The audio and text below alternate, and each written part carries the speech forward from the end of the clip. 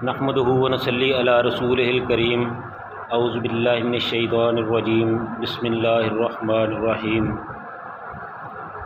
वन्नाज़िआति ग़रक़न वन्नाशिताति नश्तन वस्साबिहाति सबहन फस्साबिकाति सबकन फलमुदब्बिराति अमरा। सदक़ल्लाहुल अज़ीम। वन्नाज़िआति ग़रक़न, कसम है उन फरिश्तों की जो काफिर की जान को डूब कर सख्ती से निकालते हैं।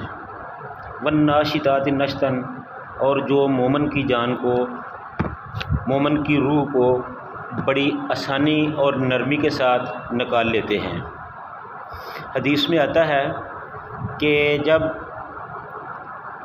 काफिर का आखिरी वक्त आता है, मौत का वक्त होता है, तो मलकुल मौत उसके सर के करीब आके बैठ जाते हैं और उसको कहते हैं कि ए नाफरमान बंदे, ए अल्लाह के बागी, चल अल्लाह के गुस्से की तरफ। तो उसकी रूह उसके जिस्म में भागने की कोशिश करती है, वो बाहर नहीं निकलना चाहती। तो उसको जो फरिश्ते हैं वो बड़ी सख्ती से खींच कर निकालते हैं, जिससे उसको बहुत तकलीफ़ होती है। ये नज़ा का वक्त होता है।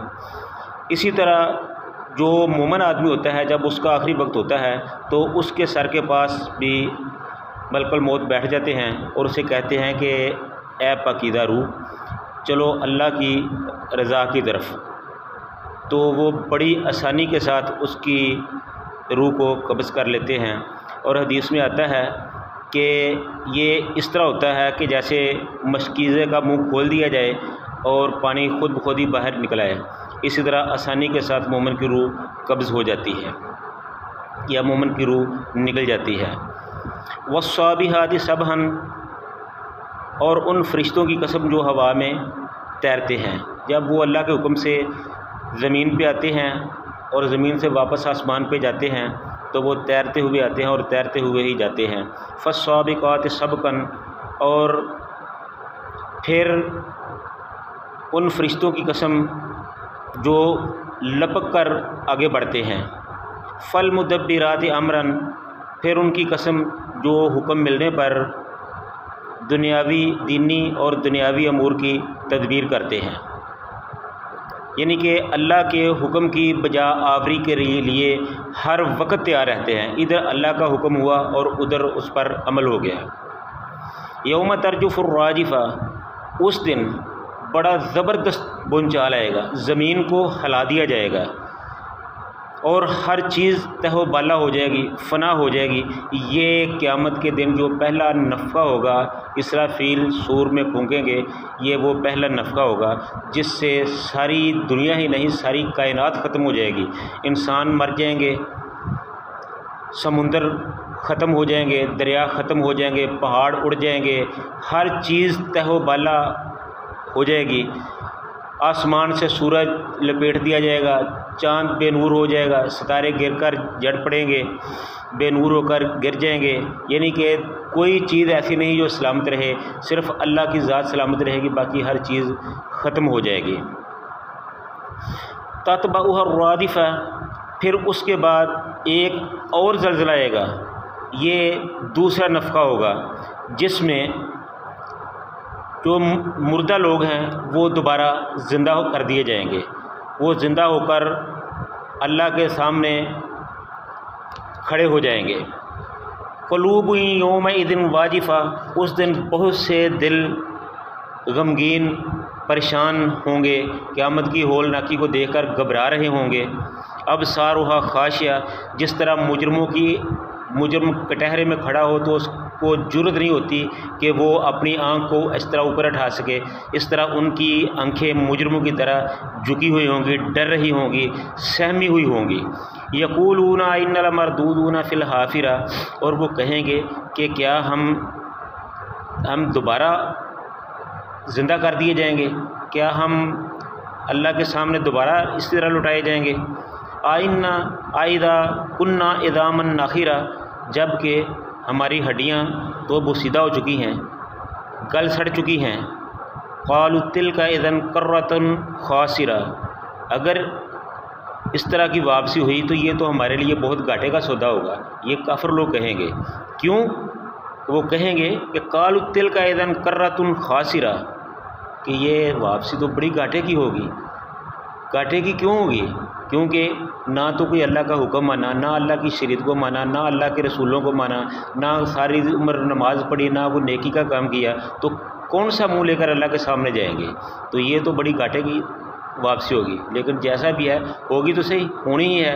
فَإِنَّمَا هِيَ زَجْرَةٌ وَاحِدَةٌ، اور وہ یہ جو نفخہ ہوگا، یہ آواز ہوگی، یہ ایک زبردست ڈانٹ ہوگی، اور اس کے ساتھ ہی فَإِذَا هُمْ بِالسَّاحِرَةِ، سب لوگ ایک کھلے میدان میں اچانک اللہ تعالیٰ کے سامنے حاضر ہو جائیں گے۔ اور یہ پہلا نفخہ اور دوسرا نفخہ جو ہے اس کے درمیان 40 سال کا فرق ہوگا۔ حل اتاک حدیث موسیٰ، کیا آپ کے پاس موسیٰ علیہ السلام کی بات پہنچی ہے؟ کیا آپ کے پاس موسیٰ علیہ السلام کی بات پہنچی ہے؟ اذ نادى ربہ بالواد المقدس طویٰ، جب اس کو اس کے رب نے مقدس وادی طویٰ میں پکارا۔ اذهب الى فرعون انه طغى، اور حکم دیا کہ جاؤ فرعون کی طرف جو میرا باغی ہو رہا ہے، جو سرکش ہو رہا ہے، جو میری نافرمانی پر اتر آیا ہے۔ فَقُلْ هَلْ لَكَ إِلَىٰ أَن تَزَكَّىٰ، اور اسے جا کے کہو کہ کیا تو پاک ہونا چاہتا ہے، کیا تو سنورنا چاہتا ہے، کیا تو چاہتا ہے کہ تو راہ راست پر آ جائے۔ وَأَهْدِيَكَ إِلَىٰ رَبِّكَ فَتَخْشَىٰ، اگر تو پاک ہونا چاہتا ہے تو پھر میں تمہیں تمہارے رب کی طرف سیدھا راستہ دکھاتا ہوں تاکہ تیرے دل میں اللہ کا ڈر پیدا ہو۔ فَأَرَاهُ الْآيَاتَ الْكُبْرَىٰ، فَأَرَاهُ الْآيَةَ الْكُبْرَىٰ، پھر موسیٰ علیہ السلام نے فرعون کو ایک بہت بڑی نشانی دکھائی۔ فَكَذَّبَ وَعَصَىٰ، لیکن اس کی قسمت بری کہ اس نے اس کو جھٹلا دیا اور نافرمانی پر اتر آیا۔ بجائے اس کے کہ اس نشانی کو دیکھ کر، موسیٰ علیہ السلام کے معجزے کو دیکھ کر موسیٰ علیہ السلام پر ایمان لے آتا، اس نے موسیٰ علیہ السلام کو جھٹلا دیا اور ان کی نافرمانی کی۔ ثُمَّ أَدْبَرَ يَسْعَىٰ، پھر وہ واپس پلٹا اور بھاگا۔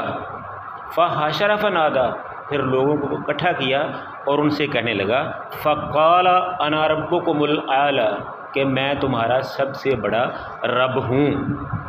فَأَخَذَهُ اللَّهُ نَكَالَ الْآخِرَةِ وَالْأُولَىٰ، تو پھر اللہ تعالیٰ نے اس کو دنیا اور آخرت کے عذاب میں پکڑ لیا۔ اِنَّ فِي ذَلِكَ لَعِبْرَةٌ لِّمَن يَخْشَىٰ، اس قصے میں بہت بڑی عبرت ہے ان کے لیے جو اللہ تعالیٰ سے ڈرنے والے ہیں۔ تو بھائیوں، ساتھیوں، یہ اللہ تعالیٰ نے پہلے انسان کی جو نزع کی حالت ہے اس کا تذکرہ کیا ہے، پھر فرشتوں کے آنے جانے کا تذکرہ کیا ہے، پھر کافروں کی سوچ کا حوالہ دیا ہے، پھر موسیٰ علیہ السلام کا واقعہ بیان کیا ہے۔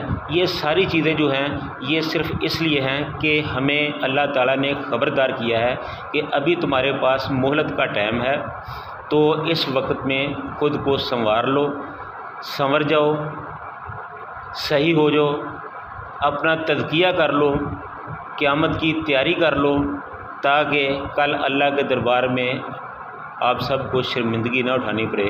تو آئیے ہم سب دعا کرتے ہیں کہ اللہ تعالی ہمیں اپنی بھیجی ہوئی شریعت کے مطابق عمل کرنے کی توفیق عطا فرمائے، زندگی گزارنے کی توفیق عطا فرمائے، تاکہ ہم قیامت کے دن اللہ اور رسول کی نظروں میں سرخرو ہو سکیں۔ وآخر دعوانا ان الحمد للہ رب العالمین۔